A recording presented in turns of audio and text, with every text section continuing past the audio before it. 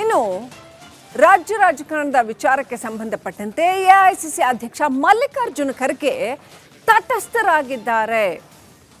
ಯಾಕೆ ತಟಸ್ಥರಾಗಿದ್ದಾರೆ ಅನ್ನುವಂಥದ್ದು, ಮಲ್ಲಿಕಾರ್ಜುನ ಖರ್ಗೆ ತಾಟಸ್ಥ್ಯ ತಂತ್ರದ ಹಿಂದಿನ ಮರ್ಮ ಏನು? ಕುರ್ಚಿ ಕುರುಕ್ಷೇತ್ರ ಇಷ್ಟೆಲ್ಲ ಗರಿಗೆದರಿರುವಾಗ ರಾಜ್ಯ ರಾಜಕಾರಣದ ಪ್ರತಿ ವಿಚಾರವೂ ಗೊತ್ತಿರ್ತಕ್ಕಂಥ ಮಲ್ಲಿಕಾರ್ಜುನ ಖರ್ಗೆ, ಸಂಪೂರ್ಣ ಚಿತ್ರಣ ಗೊತ್ತಿರ್ತಕ್ಕಂಥ ಮಲ್ಲಿಕಾರ್ಜುನ ಖರ್ಗೆ ಅವರು ಇಷ್ಟೊಂದು ತಟಸ್ಥರಾಗೋದಕ್ಕೆ ಕಾರಣ ಏನು? ರಿಪಬ್ಲಿಕ್ ಕನ್ನಡದಲ್ಲಿ ಖರ್ಗೆ ತಟಸ್ಥ ತಂತ್ರದ ಎಕ್ಸ್ಕ್ಲೂಸಿವ್ ಡೀಟೇಲ್ಸ್.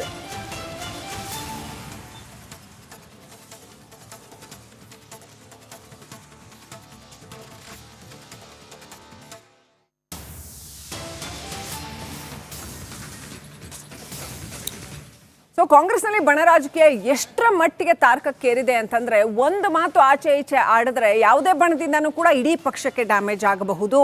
ಡಿಕೆ ಬಣಕ್ಕೆ ಸಪೋರ್ಟ್ ಮಾಡಿದ್ರೆ ಒಂದು ವೇಳೆ ಮಲ್ಲಿಕಾರ್ಜುನ ಖರ್ಗೆ ಅವರು, ಅದರಿಂದ ಸಿದ್ದರಾಮಯ್ಯ ಬಣಕ್ಕೆ ಬೇಸರ ಉಂಟಾಗುತ್ತೆ. ಸಿದ್ದರಾಮಯ್ಯ ಬಣವನ್ನ ಸಪೋರ್ಟ್ ಮಾಡಿದ್ರೆ ಡಿಕೆ ಬಣಕ್ಕೆ ಬೇಸರ ಉಂಟಾಗುತ್ತೆ. ಹಾಗಾಗಿ ತಟಸ್ಥವಾಗಿರೋದಕ್ಕೆ ತೀರ್ಮಾನ ಮಾಡಿದ್ರ ಖರ್ಗೆ. ಈಗ ಕಾಂಗ್ರೆಸ್ ಹೈಕಮಾಂಡ್ ಬಹಳ ಕೇರ್ಫುಲ್ ಆಗಿ ಸಿಚುವೇಶನ್ ಅನ್ನ ಹ್ಯಾಂಡಲ್ ಮಾಡಬೇಕಾಗತ್ತೆ. ಅದರ್ವೈಸ್ ಪಾರ್ಟಿ ಹೋಳಾಗಬಹುದು ಅಥವಾ ಏನೂ ಆಗಬಹುದು, ಹೇಳಕ್ಕಾಗಲ್ಲ. ರಾಜಕೀಯದಲ್ಲಿ ಮಹಾರಾಷ್ಟ್ರದಲ್ಲಿ ಏನೇನಾಯ್ತು ಅನ್ನೋದನ್ನ ನಾವು ನೋಡಿದ್ವಿ. ಹಾಗಾಗಿ ಏನು ಕೂಡ ಆಗಬಹುದು.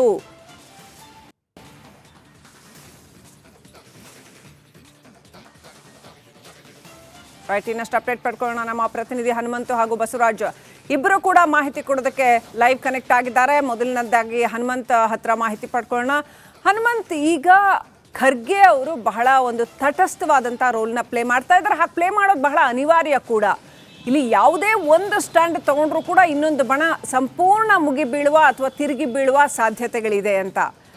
ಬಹಳ ಸೂಕ್ಷ್ಮವಾದ ಸನ್ನಿವೇಶದಲ್ಲಿ ಪ್ರಸಕ್ತ ರಾಜ್ಯ ಕಾಂಗ್ರೆಸ್ ಇದೆ. ಯಾಕೆ ಈ ಸನ್ನಿವೇಶ ತಂದ್ಕೊಂಡ್ರು ಅನ್ನೋದು ಒಂದು ಕಡೆ ಆದರೆ, ಇದರ ಪರಿಣಾಮಗಳು ಏನೇನಿರುತ್ತೆ, ಏನೇನಾದರೆ ಅದರ ಪರಿಣಾಮ ಇನ್ನೇನಿರುತ್ತೆ? ಒಂದು ವೇಳೆ DKಶಿ ಬಣ ಮೇಲ್ಗೈ ಆದರೆ ಪರಿಣಾಮ ಏನಿರುತ್ತೆ, ಸಿದ್ದು ಬಣ ಮೇಲ್ಗೈ ಆದರೆ ಪರಿಣಾಮ ಏನಿರುತ್ತೆ, ಇದೆರಡೂ ಅಲ್ಲದ ಮೂರನೇ ಆಯ್ಕೆಗೆ ಏನಾದರೂ ಹೈಕಮಾಂಡ್ ಹೋಗಬಹುದಾ? ಆಗ ಪರಿಣಾಮ ಏನಿರುತ್ತೆ? ಡೀಟೇಲ್ ಆಗಿ ಹೇಳೋದಾದ್ರೆ.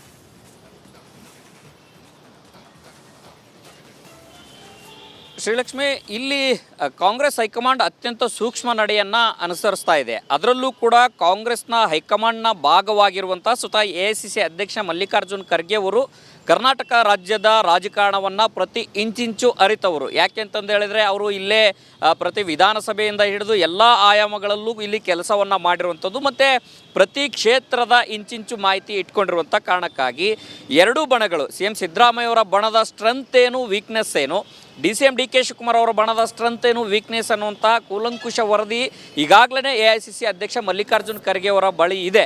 ಒಂದೊಮ್ಮೆ ಏನಾದರೂ ಅಲ್ಲಿ ಹೈಕಮಾಂಡ್ ಮಟ್ಟದಲ್ಲಿ ಪವರ್ ಶೇರಿಂಗ್ ಅಧಿಕಾರ ಹಂಚಿಕೆಯ ಸಂದರ್ಭದಲ್ಲಿ ಮಲ್ಲಿಕಾರ್ಜುನ್ ಖರ್ಗೆ ಅವರ ಅಭಿಪ್ರಾಯ ಕಾಂಗ್ರೆಸ್ನ ಹೈಕಮಾಂಡ್ ಅಂದರೆ ರಾಹುಲ್ ಗಾಂಧಿಯವರಾಗಿರ್ಬೋದು, ಸೋನಿಯಾ ಗಾಂಧಿಯವರಾಗಿರ್ಬೋದು, ಅವರು ಕೇಳ್ತಾರೆ. ಯಾಕೆ ಅಂತಂದು ಹೇಳಿದ್ರೆ, ಕರ್ನಾಟಕದ ವಿಚಾರ ಅಂತ ಬಂದಂಥ ಸಂದರ್ಭದಲ್ಲಿ ಖರ್ಗೆ ಅವರ ಅಭಿಪ್ರಾಯವನ್ನು ಬಿಟ್ಟು ಯಾವುದೇ ತೀರ್ಮಾನ ಆಗೋದಿಲ್ಲ ಅನ್ನುವಂಥದ್ದು ರಾಜ್ಯ ಕಾಂಗ್ರೆಸ್ ನಾಯಕರ ವಾದ.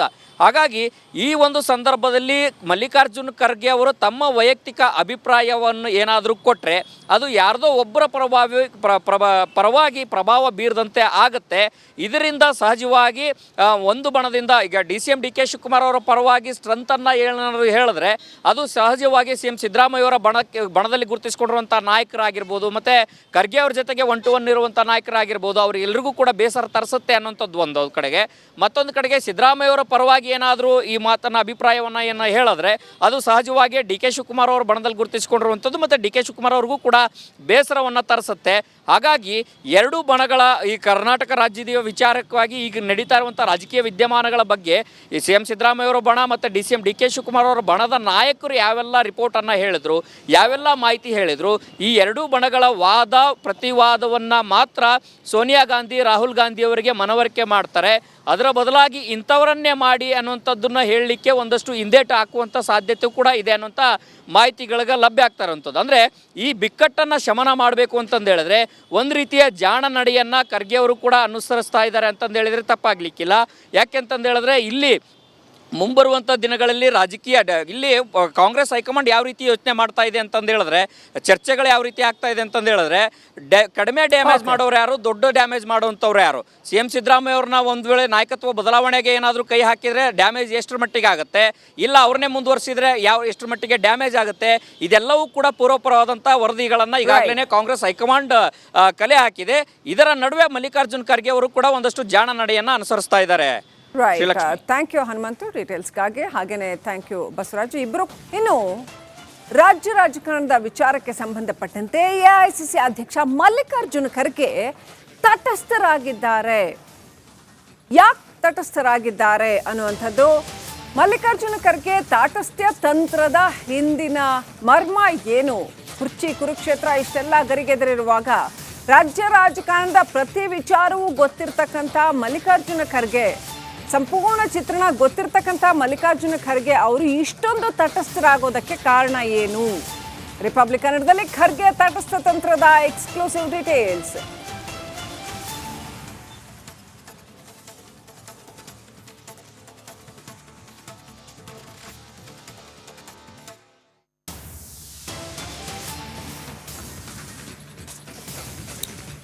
ಸೊ ಕಾಂಗ್ರೆಸ್ನಲ್ಲಿ ಬಣ ರಾಜಕೀಯ ಎಷ್ಟರ ಮಟ್ಟಿಗೆ ತಾರಕಕ್ಕೇರಿದೆ ಅಂತಂದ್ರೆ, ಒಂದು ಮಾತು ಆಚೆ ಈಚೆ ಆಡಿದ್ರೆ ಯಾವುದೇ ಬಣದಿಂದನೂ ಕೂಡ ಇಡೀ ಪಕ್ಷಕ್ಕೆ ಡ್ಯಾಮೇಜ್ ಆಗಬಹುದು. DK ಬಣಕ್ಕೆ ಸಪೋರ್ಟ್ ಮಾಡಿದ್ರೆ ಒಂದು ವೇಳೆ ಮಲ್ಲಿಕಾರ್ಜುನ್ ಖರ್ಗೆ ಅವರು, ಅದರಿಂದ ಸಿದ್ದರಾಮಯ್ಯ ಬಣಕ್ಕೆ ಬೇಸರ ಉಂಟಾಗುತ್ತೆ. ಸಿದ್ದರಾಮಯ್ಯ ಬಣವನ್ನ ಸಪೋರ್ಟ್ ಮಾಡಿದ್ರೆ DK ಬಣಕ್ಕೆ ಬೇಸರ ಉಂಟಾಗುತ್ತೆ. ಹಾಗಾಗಿ ತಟಸ್ಥವಾಗಿರೋದಕ್ಕೆ ತೀರ್ಮಾನ ಮಾಡಿದ್ರ ಖರ್ಗೆ. ಈಗ ಕಾಂಗ್ರೆಸ್ ಹೈಕಮಾಂಡ್ ಬಹಳ ಕೇರ್ಫುಲ್ ಆಗಿ ಸಿಚುವೇಶನ್ ಅನ್ನ ಹ್ಯಾಂಡಲ್ ಮಾಡಬೇಕಾಗತ್ತೆ. ಅದರ್ವೈಸ್ ಪಾರ್ಟಿ ಹೋಳಾಗಬಹುದು ಅಥವಾ ಏನೂ ಆಗಬಹುದು, ಹೇಳಕ್ಕಾಗಲ್ಲ. ರಾಜಕೀಯದಲ್ಲಿ ಮಹಾರಾಷ್ಟ್ರದಲ್ಲಿ ಏನೇನಾಯ್ತು ಅನ್ನೋದನ್ನ ನಾವು ನೋಡಿದ್ವಿ. ಹಾಗಾಗಿ ಏನು ಕೂಡ ಆಗಬಹುದು.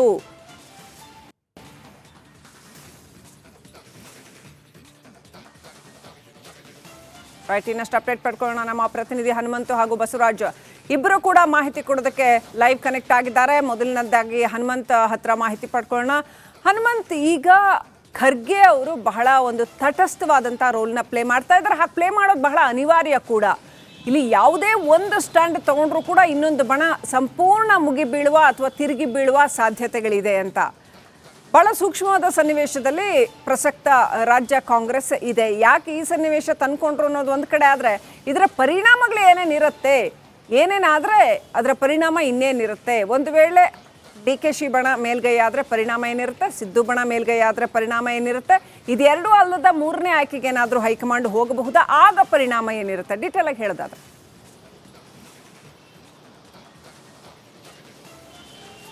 ಶ್ರೀಲಕ್ಷ್ಮಿ, ಇಲ್ಲಿ ಕಾಂಗ್ರೆಸ್ ಹೈಕಮಾಂಡ್ ಅತ್ಯಂತ ಸೂಕ್ಷ್ಮ ನಡೆಯನ್ನು ಅನುಸರಿಸ್ತಾ ಇದೆ. ಅದರಲ್ಲೂ ಕೂಡ ಕಾಂಗ್ರೆಸ್ನ ಹೈಕಮಾಂಡ್ನ ಭಾಗವಾಗಿರುವಂಥ ಸ್ವತಃ AICC ಅಧ್ಯಕ್ಷ ಮಲ್ಲಿಕಾರ್ಜುನ್ ಖರ್ಗೆ ಅವರು ಕರ್ನಾಟಕ ರಾಜ್ಯದ ರಾಜಕಾರಣವನ್ನು ಪ್ರತಿ ಇಂಚಿಂಚು ಅರಿತವರು. ಯಾಕೆ ಅಂತಂದು ಹೇಳಿದರೆ, ಅವರು ಇಲ್ಲೇ ಪ್ರತಿ ವಿಧಾನಸಭೆಯಿಂದ ಹಿಡಿದು ಎಲ್ಲ ಆಯಾಮಗಳಲ್ಲೂ ಇಲ್ಲಿ ಕೆಲಸವನ್ನು ಮಾಡಿರುವಂಥದ್ದು ಮತ್ತು ಪ್ರತಿ ಕ್ಷೇತ್ರದ ಇಂಚಿಂಚು ಮಾಹಿತಿ ಇಟ್ಕೊಂಡಿರುವಂಥ ಕಾರಣಕ್ಕಾಗಿ ಎರಡೂ ಬಣಗಳು, CM ಸಿದ್ದರಾಮಯ್ಯ ಅವರ ಬಣದ ಸ್ಟ್ರೆಂತ್ ಏನು, ವೀಕ್ನೆಸ್ ಏನು, CM DK ಶಿವಕುಮಾರ್ ಅವರ ಬಣದ ಸ್ಟ್ರೆಂತ್ ಏನು, ವೀಕ್ನೆಸ್ ಅನ್ನುವಂಥ ಕೂಲಂಕುಷ ವರದಿ ಈಗಾಗಲೇ AICC ಅಧ್ಯಕ್ಷ ಮಲ್ಲಿಕಾರ್ಜುನ್ ಖರ್ಗೆ ಅವರ ಬಳಿ ಇದೆ.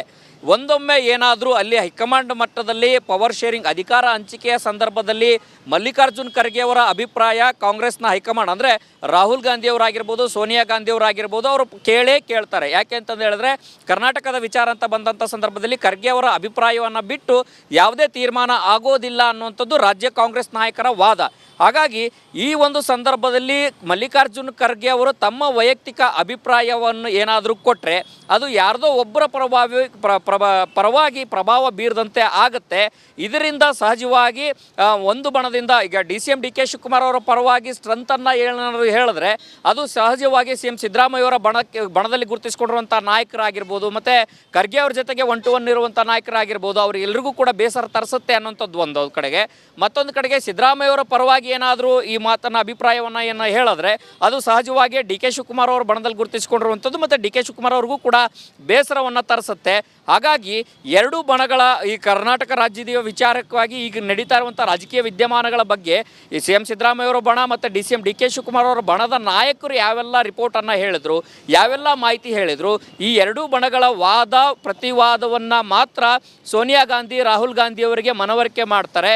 ಅದರ ಬದಲಾಗಿ ಇಂಥವರನ್ನೇ ಮಾಡಿ ಅನ್ನುವಂಥದ್ದನ್ನು ಹೇಳಲಿಕ್ಕೆ ಒಂದಷ್ಟು ಹಿಂದೇಟು ಹಾಕುವಂಥ ಸಾಧ್ಯತೆ ಕೂಡ ಇದೆ ಅನ್ನುವಂಥ ಮಾಹಿತಿಗಳಿಗೆ ಲಭ್ಯ ಆಗ್ತಾ ಇರುವಂಥದ್ದು. ಅಂದರೆ ಈ ಬಿಕ್ಕಟ್ಟನ್ನು ಶಮನ ಮಾಡಬೇಕು ಅಂತಂದು ಹೇಳಿದ್ರೆ ಒಂದು ರೀತಿಯ ಜಾಣ ನಡೆಯನ್ನು ಖರ್ಗೆ ಅವರು ಕೂಡ ಅನುಸರಿಸ್ತಾ ಇದ್ದಾರೆ ಅಂತಂದು ಹೇಳಿದರೆ ತಪ್ಪಾಗಲಿಕ್ಕಿಲ್ಲ.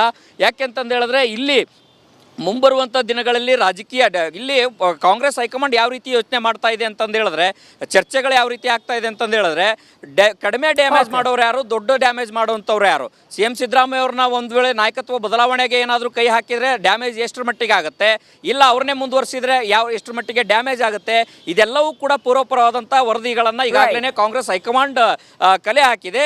ಇದರ ನಡುವೆ ಮಲ್ಲಿಕಾರ್ಜುನ್ ಖರ್ಗೆ ಅವರು ಕೂಡ ಒಂದಷ್ಟು ಜಾಣ ನಡೆಯನ್ನು ಅನುಸರಿಸ್ತಾ ಇದ್ದಾರೆ. Right, thank you Hanumanthu.